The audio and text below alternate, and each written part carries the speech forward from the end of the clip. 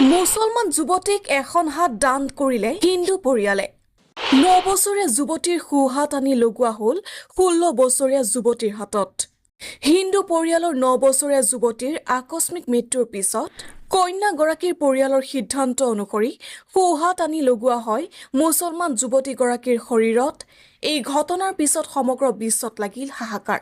মুছলমান যুৱতীগৰাকী উত্তৰ প্ৰদেশৰ আলিগড়ৰ এজন আত্মীয়ৰ ঘৰতেই 11,000 কিলোৱাট উচ্চ চাপৰ কেবলৰ লগত লাগি তেওঁৰ হাতখন বিকল হৈ পৰে মুম্বাইৰ গৰিগাঁও অঞ্চলৰ বাসিন্দা তেওঁ বাও হাতখন সাৰ্জাৰী মাধ্যমে ৰক্ষা কৰিবলৈ সক্ষম হৈছিল কিন্তু দুৰ্যোগৰ পৰা এক বিশাল মানসিক আৰু শাৰীৰিক আঘাত ভোগ কৰিছিল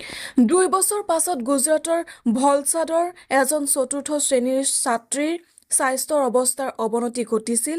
যেতিয়া তেওঁ আকস্মিকভাৱে বমি কৰিবলৈ ধৰে লগত মূৰত যন্ত্ৰণা অনুভৱ কৰিবলৈ অভিযোগ কৰিছিল কেইবাখনো চিকিৎসালয় পৰিদৰ্শন কৰাৰ পিছত তাইক 15 ছেপ্টেম্বৰত চুৰাটৰ কিৰণ চিকিৎসালয়ত ভৰ্তি কৰোৱা হৈছিল আৰু পিছত ৰক্তক্ষৰণৰ ফলত মৃত্যু হৈছিল